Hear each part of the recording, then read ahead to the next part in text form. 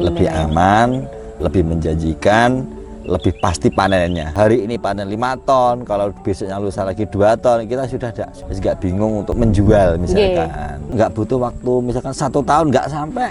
Mungkin 4 bulan, paling lambat-lambatnya 5 bulan itu sudah balik modal, kita sudah dapat.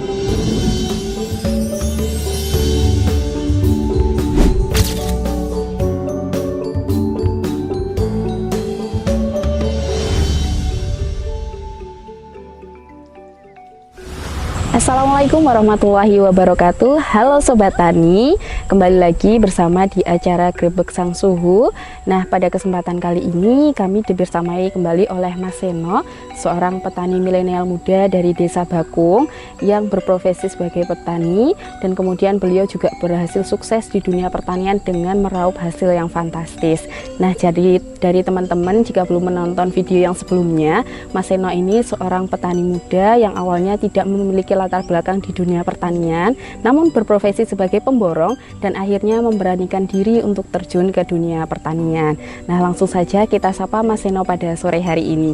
Selamat sore Mas Seno. Selamat sore. Lama nggak bertemu nih Mas, gimana kabarnya jenengan Mas? Alhamdulillah sehat. Alhamdulillah sehat. Ini saya kemarin dengar-dengar tentang panen melon nih Mas. Saya juga kemarin sempat mencicipi dua buah melon dari hasil panennya Mas Seno.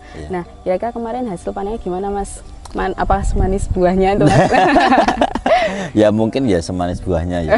Ya alhamdulillah untuk panen kemarin ya disyukuri alhamdulillah. Apa ya?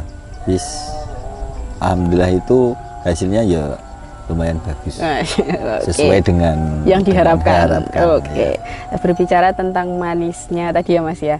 Saya mau tanya nih Mas, kira-kira komoditas pertanian apa yang paling menonjol dan mudah di Kota Blitar ini menurutnya Mas Seno?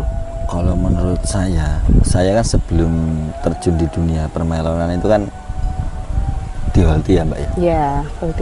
Menyangkut tanaman bangkol atau bungkul, kubis, terong, terus pokoknya di semua Holti lah, semua Holti kayaknya saya sudah pernah menanam.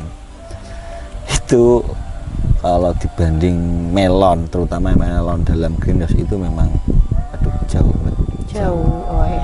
Jauh dari segi harga, dari segi pemasaran itu saya rasa paling enak, paling menjanjikan itu di melon. Dibandingkan dengan yang lainnya tadi ya Mas ya, yang sudah Mas Seno tekuni selama ini. Iya, gitu. Meskipun kadang di Holti pun saya pun juga pernah merasa dengan harga yang menurut saya fantastis, tapi lebih menjanjikan lagi di melon. Oke. Nah, untuk melon greenhouse sendiri ini ada kunci trik sendiri nggak sih Mas dalam penanamannya gitu? Oke, kalau untuk kunci menanam melon itu apa ya? Ya yang jelas satu, kita harus telaten. Oke, telaten. Telaten, disiplin, terus kita harus ulet itu, rajin ya. Kita harus apa ya? Ya kalau telatennya ya telaten kita harus apa ya? Kayak setiap hari kita harus melihat tanaman itu kurangnya apa. Boleh lengah sedikit gitu ya? Nggak boleh lengah. Tapi kalau untuk melon greenhouse itu ya saya rasa beda sama melon di hamparan. Oh gitu. Beda. Kalau melon hamparan nggak bisa tidur Mbak. Oh iya. Iya betul. Kalau melon greenhouse, pokoknya kita setiap hari datang itu dari segi apa ya? Kutu-kutuan, hama ya. Dari segi hama, penyakit itu minim banget. Oh gitu. Minim banget. Itu sesuai dengan penanamannya, kalau bisa menyebabkan hama itu sesuai dengan caranya gitu kan Mas? Apa gimana? Maksudnya? Kayak misal cara penanamannya salah, berarti nanti ada bisa hama yang masuk gitu atau Oh gimana? iya. Kalau greenhouse kan cenderung tertutup semua Mbak. Oh jadi lebih aman lebih ya dari aman. melon yang di tanah gitu. Kalau saya menyarankan melon greenhouse itu kan dari segi hama, dari segi apa ya, penyakit lah pokoknya kan lebih aman karena semua tertutupi. Dari atasnya saja plastik UV ya. UV. Terus kalau sampingnya itu ada kayak jaring tapi lembut banget. Oh gitu. Seperti yang paling momoknya melon itu kan lalat buah. Seperti melon hamparan. Itu pun saya juga pernah nanam melon hamparan itu penyakit yang paling apa ya? Menurut saya paling menakutkan itu lalat buah. Lalat buah. Iya. Soalnya kalau melon hamparan kalau sudah kena lalat buah atau bahasa Jawa ini menyeng. Iya, iya. Itu sudah habis, Mbak. Oh gitu. Iya. Meskipun luarnya bagus, tapi dia kalau sudah kena lalat buah itu, Dalamnya ya Mas? dalamnya sudah rusak. Rusak. Oh. Itu nggak bisa tahan lama, pasti busuk. Oh Gitu. gitu. Kalau greenhouse ya kan Iya. nggak bisa masuk, toh, Mbak. Oh gitu. Iya. Jadi Kira-kira? lebih meminimkan Hama tadi. Hama Mas? tadi. Oh ya. Itu lebih aman lah. lebih intinya ya. aman, lebih menjanjikan, lebih pasti panennya. Oh iya. Yang kayak dikatakan kemarin 2 bulan sekali ya Mas? Iya, panennya? 2 bulan Oke. sekali. Nah untuk panen. pemanenan melon ini Mas, berbicara tentang pemanenan melon. Nah kira-kira kebutuhan pertanian di Desa Bakung ini sudah terpenuhi belum Mas dari segi pemasarannya tadi? Mungkin bisa dari kelompok taninya bisa menyediakan proses pemasarannya atau gimana? Oh iya. Alhamdulillah untuk di Desa Bakung sini terutama itu kan apa ya? Pertama kali itu ada kelompok petani milenial, kalau nggak salah namanya kelompok muda mandiri kalau nggak salah. Saya pun juga ikut juga tapi lupa lah. Oh, kelompoknya. Itu namanya muda mandiri. Ya alhamdulillah dari kelompok itu kita semua sharing, akhirnya apa ya? Adalah bagian-bagian tertentu, ada yang dari lapangan, ada yang analisis pupuk. Jadi semua kebutuhan tanaman greenhouse itu, terutama tanaman melon dalam greenhouse itu sudah apa ya? Misalkan kalau ada orang yang bertanya atau masalah apa, itu semua sudah ada mencakup di dalam kelompok tani itu. Dari segi pupuk, dari segi mungkin insya Allah dari benih pun bisa mengusahakan. Kalau dimintai tolong atau apa itu bisa, semua ada kok di kelompok. Berarti petani yang sudah tergabung tadi sudah tahu ya Mas proses pemasaran dan lain sebagainya itu sudah dijelaskan di dalam fasilitas di kelompok taninya. Alhamdulillah dari pemasaran pun kita nggak bingung, dari kelompok kita pun juga sudah ada, sudah menginjak apa ya, se-Jawa Timur. Nah, se-Jawa Timur dia sudah menghandle semuanya. Jadi untuk masalah hari ini panen 5 ton, kalau besoknya lusa lagi 2 ton, kita sudah nggak bingung. Nggak bingung untuk mencari apa ya, untuk menjual misalkan. Menjual. Iya itu. Nah untuk jenis melon yang ditanam sama Mas Seno dan teman-teman yang lain tuh boleh disebutkan jenis melon yang seperti apa Mas untuk yang jenisnya, di greenhouse? Iya. Kalau jenisnya menurut saya sama teman-teman semua itu yang paling enak, yang paling mudah perawatannya itu cuma Intanon. Intanon itu mudah, tur apa ya? Coro Jawa ini kan Mbak. Efeknya nggak nemen seperti yang lainnya. Gitu. Dia ketahanan virusnya ada.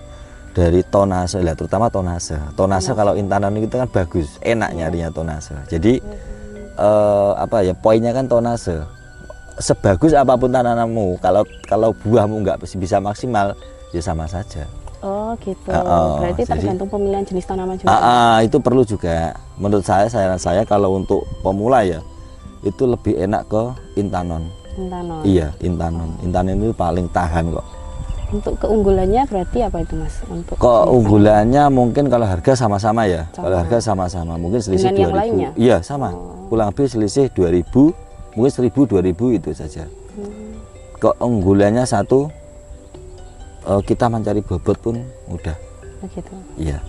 Mencari bobot, terus dari apa ya? Penanggulangan hama atau jamur kan, terutama jamur ya. Dia paling tahan. Paling tahan Pak. Soalnya saya dulu juga pernah itu menanam satu varietas Intanon, satu varietas lain. Yang lain kena jamur, yang ini enggak.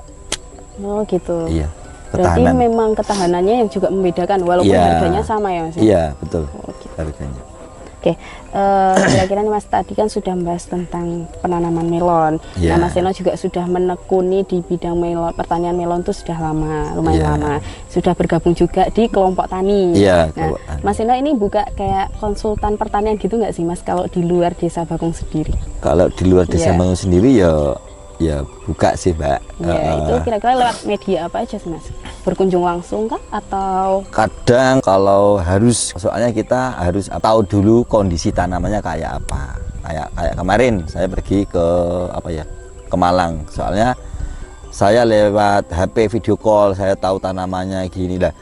Dia itu apa ya, masih pemula, jadi belum tahu tani, belum apa, jadi yo meskipun jauh ya kita tetap kita pantau, kita terjun ke sana, kita langsung ke sana. Melayani berarti Mas Melayani, kesana. iya, langsung ke sana. Kita kasih tahu caranya gini lah. Lepas itu besok saya langsung tolak balik, besoknya sudah video call, dia sudah paham. Oh, gitu. Iya, Jadi jadi singkat pun, maksudnya secara singkat tuh teman-teman bisa paham gitu loh Mas. iya, soalnya kita apa ya kita kasih tahu lah ya, maklum mungkin dari belum tahu dunia pertanian ya, jadi ya wajar saja. Jadi itu saya langsung terjun, saya kasih tahu caranya gini, saya kasih tahu semuanya. Ya alhamdulillah sekarang sudah paham, ya, iya. Tapi tetap mantau lah lewat apa VC itu selalu. Berarti bisa ya Mas konsultasi melalui nomor WA Bisa. ke kelompok tani yang Bisa. di sini bisa. Bisa. Nah, boleh diceritakan sedikit nggak sih Mas tentang penanaman melon ini, caranya seperti apa? Mulai dari pemilihan bibit, kemudian sampai pemanenannya yang kayak seperti kemarin itu Mas. Oke, kalau caranya ya. Kalau caranya itu ya satu, kalau untuk tanaman melon itu kan tanaman paling coro Jawa ini kemenyek melon itu ya, maaf. Itu paling kemenyek kalau menurut saya ya, manja. Itu apa ya, kita memang harus butuh perlakuan khusus. Nah, contohnya saya dulu pun sebelum mengenal dunia dunia permelonan itu pun saya juga nggak berani. Akhirnya saya tekuni, saya pelajari, itu kita harus tahu SOP-nya, penanamannya. Makanya itu kita harus tahu pengolahan tanah, terutama di tanah. Kalau tanah kita sudah mengolah dengan bagus, otomatis nanti ditanamin apa aja pasti bagus. Gitu. Berarti harus awalnya dari tanahnya itu. Awal dari tanah itu juga. Terus yang kedua dari bibit. Dari bibit kita harus mencari bibit yang misal boleh dibilang unggul lah. Yang paling bagus, yang paling enak itu. Terus yang ketiga panen. Mungkin dulu saya awal-awal belum terjun ke dunia melon greenhouse itu pun ya agak susah. Ada yang yang bilang itu melon sama saja harganya kok mahal ya gitu. Padahal dia belum tahu kalau melon greenhouse itu harganya memang beda. Iya, dia memang 2 kali lipat, bahkan bisa 4 kali lipat dari melon biasa. Ya. Dari segi buah, dari segi tekstur rasanya, kita petik dari pohon, kita petik langsung kita makan itu sudah manis. Kalau melon, itu yang membedakan melon greenhouse dengan yang lainnya. Dia tanpa pematang ya. Kalau melon hambaran kan pakai pematang ya. Pakai pematang. Kalau melon hambaran pakai pematang. Kalau nggak pakai itu ya kurang rasanya.